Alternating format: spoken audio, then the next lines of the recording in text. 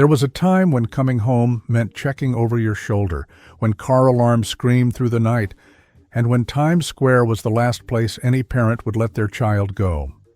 The 1980s didn't just test New Yorkers, it broke them. This was the decade when the city bled. New York earned a reputation that still echoes today.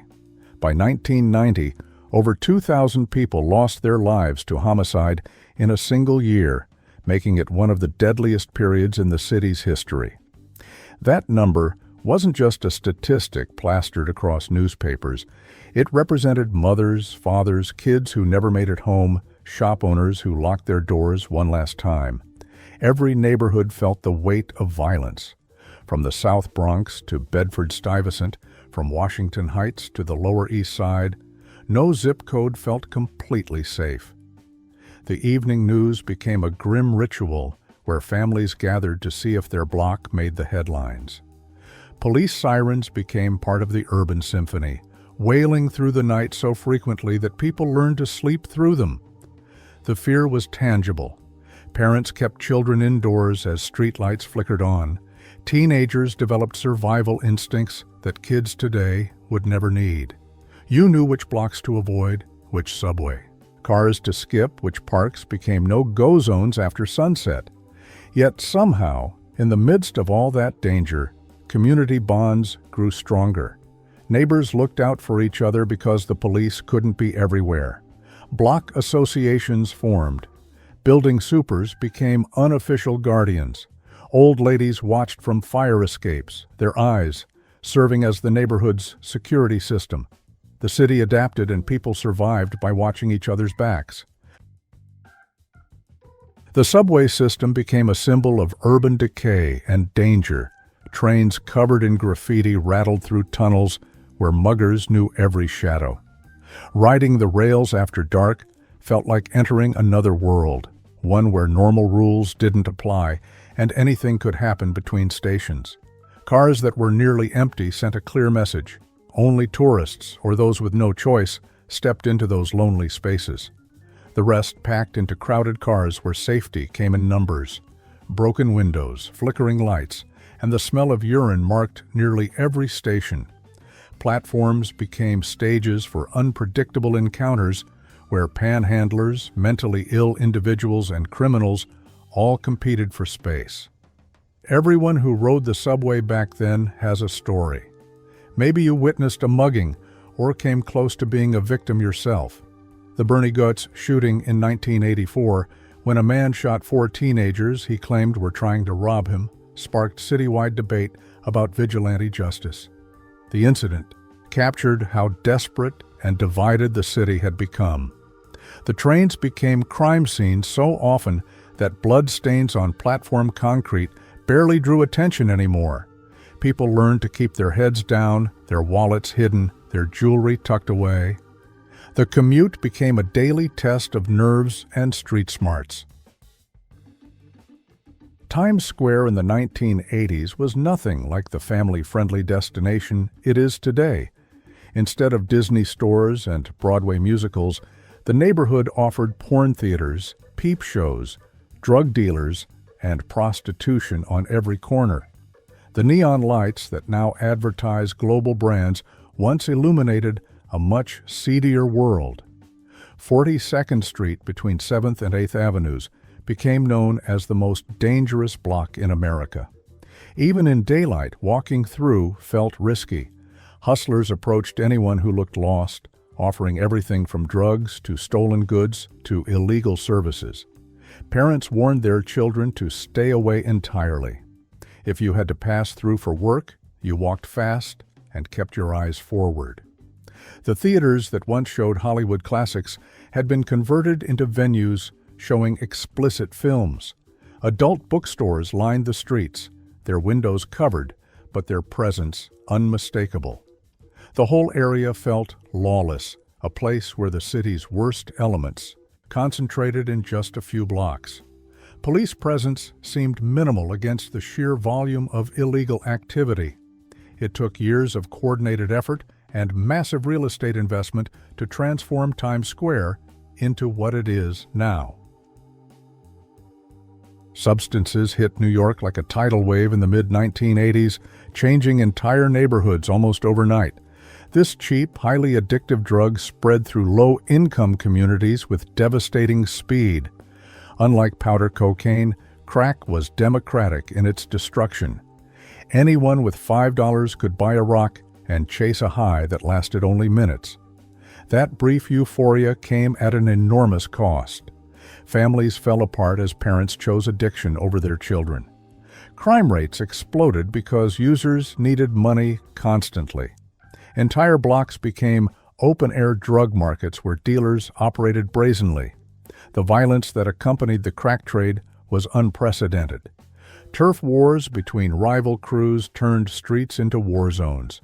Drive-by shootings became common as dealers protected their corners with automatic weapons. Young men, some barely teenagers, got pulled into the trade by the promise of fast money. Many never made it to their 20s. The justice system responded with harsh mandatory sentences that filled prisons but did little to stop the flow. Communities of color bore the brunt of both the addiction crisis and aggressive policing. Mothers organized marches demanding action while watching their sons disappear into either graves or jail cells. The epidemic left scars that took decades to heal. At nearly every major intersection, Squeegee men became an inescapable part of New York life.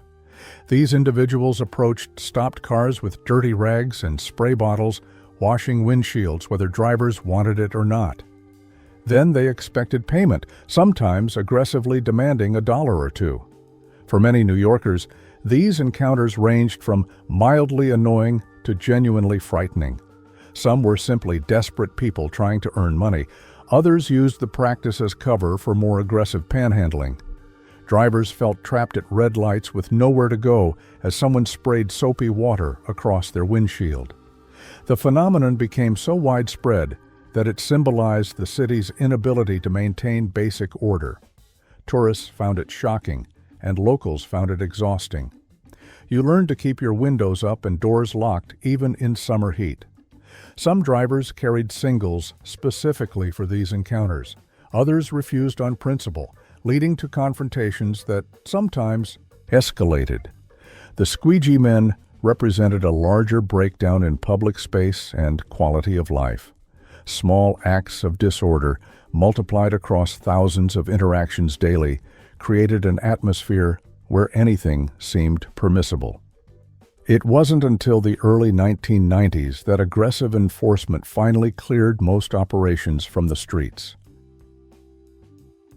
If you owned a car in 1980s New York, you probably knew someone who had theirs stolen. Auto theft reached epidemic levels, with over 100,000 vehicles stolen annually at the decade's peak. Certain models became favorite targets, particularly Japanese imports that could be stripped for parts. Walking to where you parked and finding an empty space became a common nightmare. The radio might be gone, the steering column cracked, and your transportation disappeared. Some neighborhoods saw so much car crime that insurance companies either refused coverage or charged rates higher than the car's value. The ways people tried to protect their vehicles became part of city culture. Steering wheel locks called the club became bestsellers despite being only marginally effective. Drivers removed their radio faceplates and carried them. Some left their cars unlocked with nothing inside rather than risk broken windows. Others put signs saying, "No radio already stolen." The cat and mouse game created a booming industry in alarms, which blared so constantly that nobody paid attention. Chop shops operated in plain sight, dismantling stolen cars for parts within hours. Police recovered only a fraction of stolen vehicles. Many New Yorkers simply accepted car theft as an inevitable cost of city living. When official protection seemed insufficient, ordinary citizens took matters into their own hands. The Guardian Angels emerged in 1979 as a volunteer organization of mostly young people who patrolled subway trains and stations. Wearing distinctive red berets and matching jackets, they became a familiar and controversial presence. Founder Curtis Sliwa organized teams to walk through subway cars, their visible presence intended to deter crime. Critics argued they were vigilantes. Supporters saw them as heroes filling a void that overwhelmed police couldn't address. The Guardian Angels represented a direct response to the failure of traditional law enforcement. Members received training in conflict resolution and self-defense, but carried no weapons. Their presence seemed to make a difference on some trains. Commuters felt safer seeing those red berets, even if their actual effectiveness remained debatable. The organization expanded beyond New York to other cities facing similar problems. Media coverage turned some members into local celebrities, while authorities worried about civilian patrols. The Guardian Angels became a symbol of both civic engagement and urban desperation. They showed how far communities would go when they felt abandoned. Whether they actually reduced crime remains debated decades later. What's undeniable is that their existence spoke volumes about the state of public safety. Every subway car, every building, every surface seemed covered in spray paint. Graffiti artists, or vandals, depending on your perspective, turned the entire city into their canvas. What started as simple tags evolved into elaborate murals covering entire train cars. Writers competed for recognition, bombing trains that would carry their names across all 5 boroughs. The Transit Authority spent millions annually trying to clean the artwork, only to have it reappear overnight. For some, graffiti represented vibrant street culture. For others, it symbolized lawlessness and urban decay. The most prolific writers became underground legends, their tags recognized citywide. They risked arrest, injury, and death climbing into train yards at night. Some fell onto electrified rails or got hit by trains. The graffiti wars reached their peak in the early 1980s when virtually every subway car displayed paint.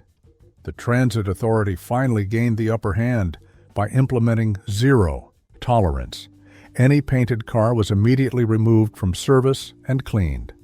This broke the culture's most basic motivation, visibility. Within a few years, the trains were mostly clean. Some of that street art now hangs in museums and galleries, sold for thousands by collectors. Central Park transformed into a different world once the sun went down. The vast green space that families enjoyed during daylight became dangerous territory after dark. Muggers, drug dealers, and worse lurked among the trees. Even walking along well-lit paths carried risk. Joggers who trained in the park during evening hours did so knowing they were gambling with their safety. The park's size created countless hiding spots where criminals operated with little fear. Events like the 1989 Central Park jogger case shocked the nation and confirmed everyone's worst fears. Most New Yorkers simply avoided Central Park entirely after sunset. Those who lived nearby heard about incidents regularly. Tourist guidebooks specifically warned against nighttime visits. Even during the day, certain areas remained sketchy. The Ramble's winding paths and areas around Bethesda Fountain all had reputations. Parents kept their children out entirely unless supervised. The contrast between Central Park's intended purpose as democratic public space and its reality as a crime-ridden danger zone epitomized everything wrong with 1980s New York. It took years of increased policing, improved lighting, and community involvement to reclaim the park for public use. Late-night subway rides earned a special nickname for the fear they inspired. The Midnight Express referred to trains running after normal hours when platforms emptied and danger multiplied. Anyone riding past midnight understood they were entering hostile territory. The few passengers in each car eyed each other warily, everyone suspicious. Homeless individuals used the trains as mobile shelters. Some were harmless, but others were unpredictable. Mentally ill passengers sometimes acted out violently. Drug deals happened openly. Robberies occurred between stops when escape was impossible. Regular riders developed strategies for survival. Always sit near the conductor's car. Never fall asleep. Keep valuables hidden. Position yourself near doors for quick exits. These unwritten rules passed between commuters like survival skills. Station agents locked themselves in booths, sometimes refusing to open even for emergencies. The platforms felt even more dangerous than the trains. Waiting. Alone, hearing footsteps approaching, seeing shadowy figures emerge from stairwells became part of the experience. Those who could afford taxis avoided the Midnight Express entirely. Everyone else rode because they had no choice. Despite all the crime and fear, New York refused to die. Underneath all the statistics lived millions of ordinary people who got up every morning and made the city work. They raised families, built businesses, and created art. They formed neighborhood watches and tenant associations. They looked after each other's children and swept their stoops. They refused to let criminals define their home. This resilience became the city's greatest strength. Communities of color especially demonstrated incredible fortitude. Block parties continued even in dangerous neighborhoods. Bodegas stayed open late, their owners serving as community anchors. Churches and community centers provided safe spaces for kids. Teachers showed up to schools in tough neighborhoods every day. Small business owners swept broken glass and opened again. This collective refusal to surrender, this insistence on maintaining normal life despite abnormal circumstances, eventually helped turn the tide. The crime that seemed unstoppable in the 1980s began declining in the 90s. New York survived its darkest decade because enough people loved the city too much to give up. Those years shaped everyone who lived through them. The New York of the 1980s taught us to be tough, to be careful, and to appreciate the safer city we have now. What do you remember most about those days? Share your stories in the comments below.